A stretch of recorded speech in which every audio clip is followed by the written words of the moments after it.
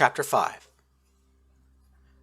Kiri and Mina enjoyed only short moments with each other. Longer encounters typically happened about once a month and were always worth the wait. Since they had to keep their relationship secret, Mina and Kiri put their espionage skills to use. Romantic gifts and trinkets found their way to prearranged drop points. One morning, Mina dazzled her handler by wearing a set of jeweled earrings to her shift at the Cosmic Garden.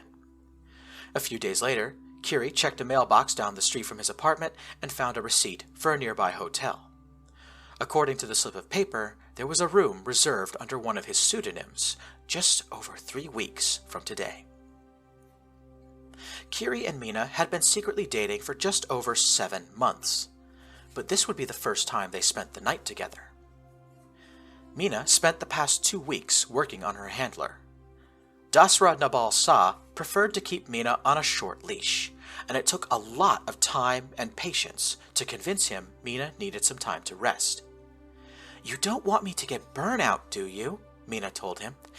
"If I work the nightclub every day and every night for months on end without some time off, I might slip up in front of a guest, or a contact, or maybe even a target, Sajuk forbid.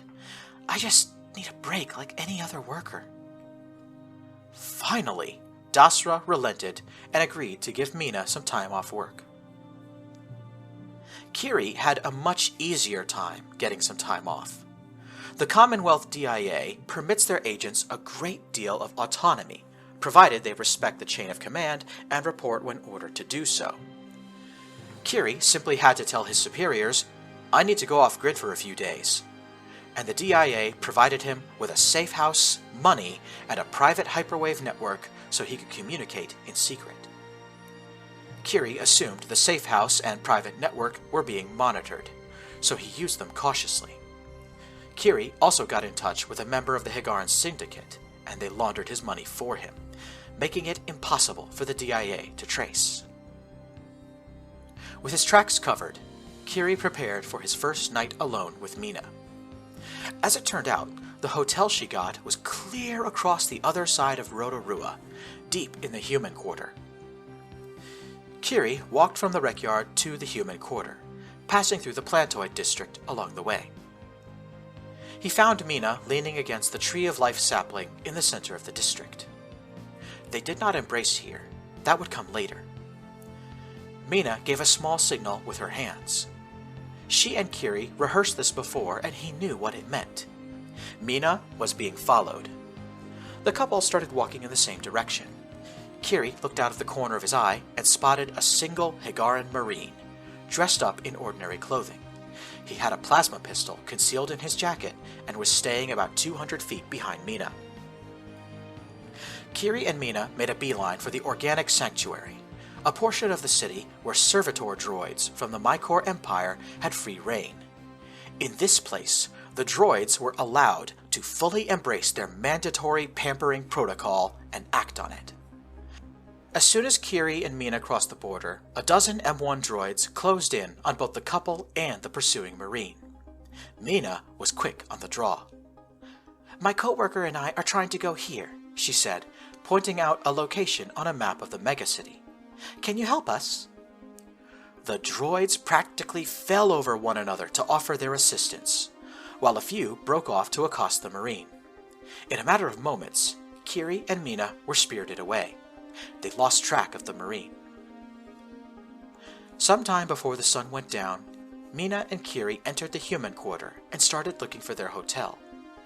They marveled at the utterly massive number of languages humans could speak, and just how similar some of these people were to both Partogans and Higarans.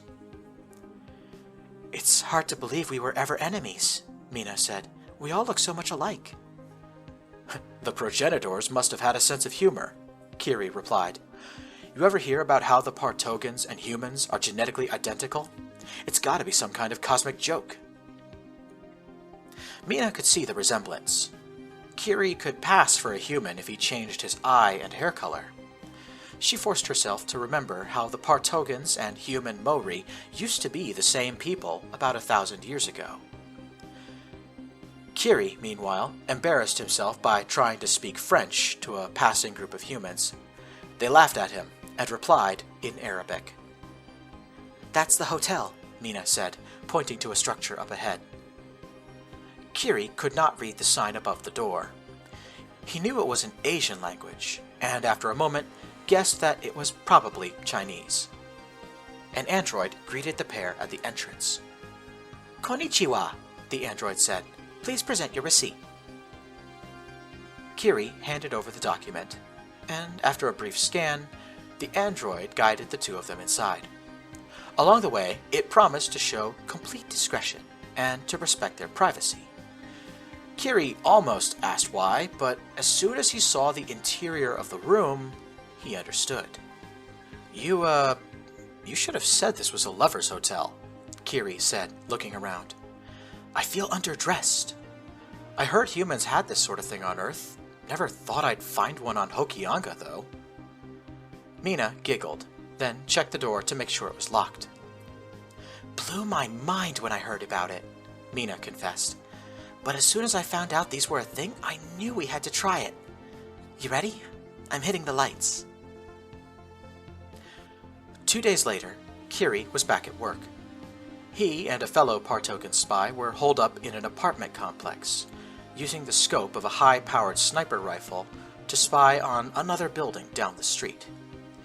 Kiri's face was pressed into the scope, and he could see the face of a human diplomat as plainly as though he was in the room. Kiri was distracted. The long night with Mina replayed in his mind repeatedly. It was a wonderful memory, but something was lurking in the back of his mind. A thought was bothering him over and over again. "Hey, Tutorangi, I've got a question," Kiri said. "Shoot," Tutorangi replied. Then he quickly added, "Oh, wait, don't shoot Ambassador Kinsella. Just tell me what's up with you." Kiri let out a deep sigh before speaking. "When you spent the night with your wife for the first time, did she refuse to take off her shirt? Did she insist on keeping the lights off for the whole time?" Tutorangi spat out his drink and fell to the floor, convulsing with silent laughter. When he recovered, Tutorangi sat up, looked at Kiri, and said,